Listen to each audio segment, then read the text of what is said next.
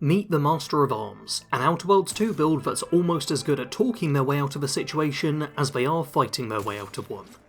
The background I chose for this build was Lawbringer.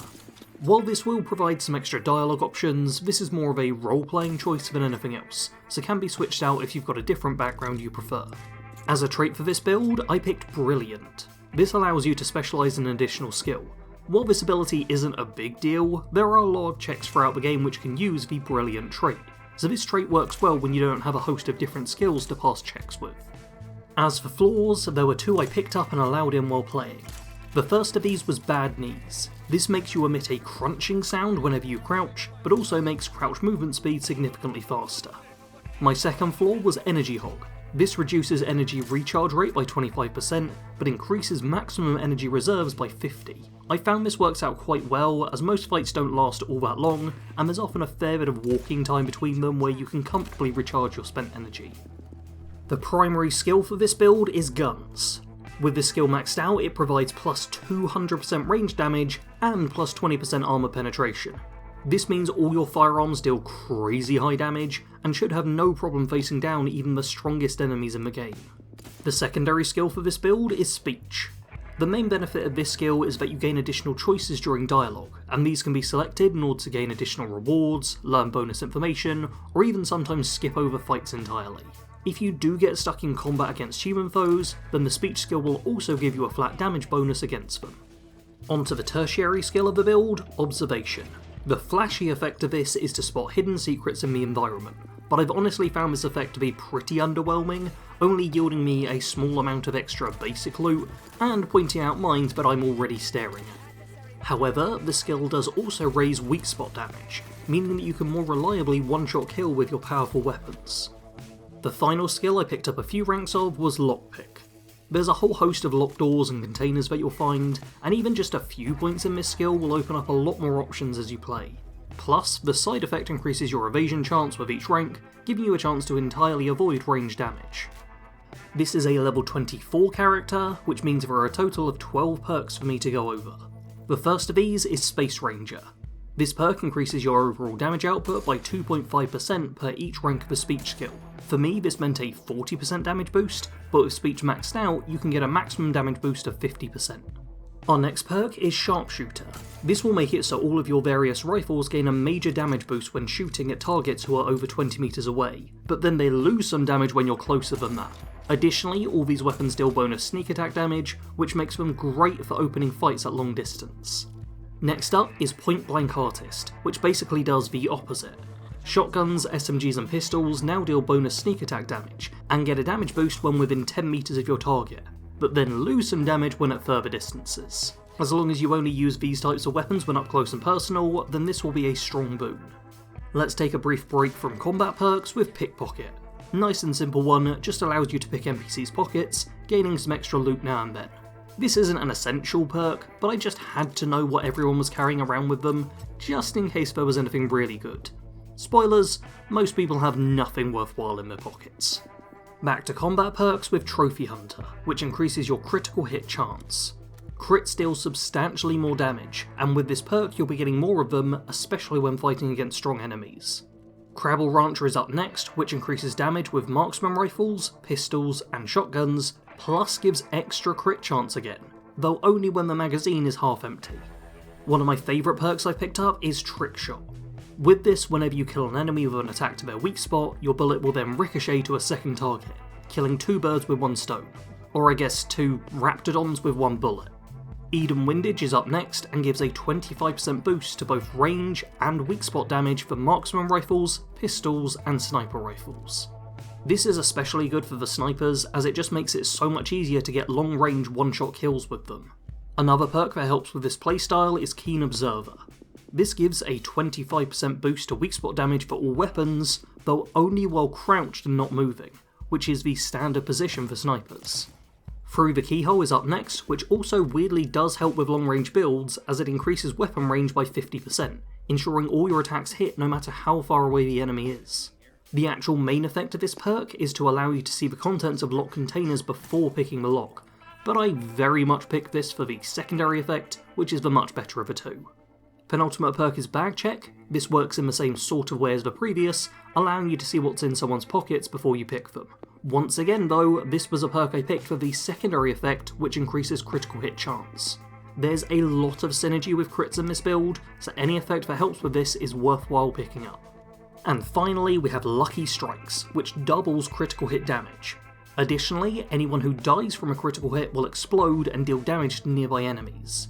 This is the final piece of the puzzle, and with it this build becomes crazy strong. With incredibly high critical hit chance and massive critical damage, you should see your targets exploding left, right and centre. We're now moving on to the equipment, where I have 4 different unique weapons I was using, one to cover each of the standard ballistic ammo types, except for compact rounds, as apparently the only unique weapon which uses this ammo is picked up from spending real money on the fancy version of the game, which I didn't do. First of the weapons I'm actually using is the Last Whisper. This is a unique shotgun which is silenced, deals double sneak attack damage, and has plasma damage built in, with the fiery pellets you put out turning your enemies into ash.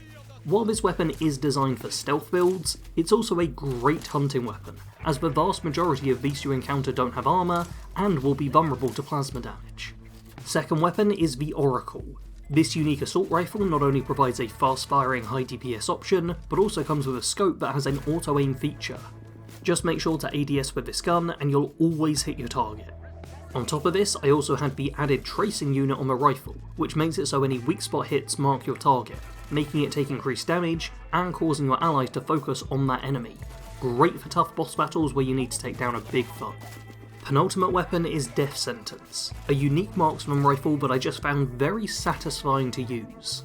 As well as just being a powerful mid-range weapon, it also comes with the Doom counter ability, which makes it so any weak spot attacks deal bonus damage after a short countdown, making this an incredibly strong headshot weapon for patient players. Final of the weapons is my unique sniper rifle, the Simplifier. This is basically just the perfect version of a sniper, with pretty much perfect accuracy, no fall off to take into account, and an adjustable scope with 2 levels of zoom. As a big fan of sniper rifles, this is just a brilliant weapon. Maybe the most simple of all the ones I've covered here, but it just works. Onto the helmet now, for which I had equipped the Tactical Trajectile Defense Dome. This boosts energy recharge rate by 40%, more than counteracting the flaw we picked up. The fancy part of this helmet is the Safety Sphere, which destroys projectiles heading towards you, at the cost of energy. This makes it so ranged attacks are no concern at all, providing you still have some energy stored up. And the final effect on this helmet I had was the Tutelary Impact Converter, which converts 20% of incoming damage into energy. This is another lovely bit of synergy, where the helmet not only spends energy to keep you alive, but also has 2 ways to help you recover energy to boot. Final piece of equipment is the unique armour, Acquiescence. This is a fairly standard piece of medium armour for the most part, but thanks to adaptive engineering, it changes up depending on the type of damage you take. Having a bunch of small attacks come your way, then you gain more damage resistance. Big attack comes your way, and you gain a boost to evasion to help you dodge the attack entirely. Lovely effect, but makes this a real good all-rounder bit of gear. On top of this, I also had the self-repairing armour mod, which gives a boost to the armour rating of this piece, though only for a few attacks, after which you have to allow it to recharge. Finally, we have the energy woven materials, which is just another way to gain some energy back. This is a build which can happily side with any and all of the factions. While they certainly aren't loyal to any of these factions, they are looking to get rewarded for doing their job, no matter who their boss is. Building up reputation with all the different factions will give you some minor bonuses, though it's nothing to really worry about all that much. When it comes to followers, you want to use all of them, though in a similar way as to how you'd use your weapons. Your companions have different specialities, making them best used in different situations. If you're dealing with Auntie's Choice and want someone who's experienced with their ways, then bring Inez along. If you're wanting someone to tank damage for you, then both Niles and Tristan work for that role. And if you fancy just doing a bit of a bloody slaughter, then Azza's your best bet. Switch out followers as and when is needed in order to yield the best results. This character is a versatile guns focused build. With 4 different ammo types spread across a range of weapons, you should be able to keep ammo topped up while having a weapon for any situation. When in close range, you can have a shotgun and assault rifle equipped, and then for long range you have both a marksman and sniper rifle to work with. While this is a combat focused build designed to deal as much damage as possible in the most straightforward way possible, you can still talk your way out of many of the situations you encounter, thanks to your high speech skill. Speech will let you diffuse tensions during a few fights and avoid conflict entirely, notably with a few bosses throughout the run as well, meaning you don't always need to waste ammo on lengthy boss battles. Overall, this is a character who will trend towards taking the most direct route in any situation, be that talking to the people involved or shooting them, whichever works. They're less concerned with taking sides and more with just quickly getting the job done. When it comes to combat, you have a fair bit of leeway thanks to your range of weapons. Not only do they cover a host of ranges, but by having a suppressor on your shotgun, you can open up close range fights with a little bit of stealth, even without anything invested in that skill. Or you can open a fight at long range with your sniper rifle, picking off enemies while still being far enough away that they can't reach you.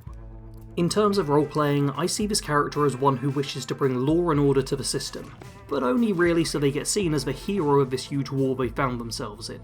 They want to get riches and glory from fighting in this war, and while these certainly aren't noble motivating factors, this does lead to an indirect good guy sort of character.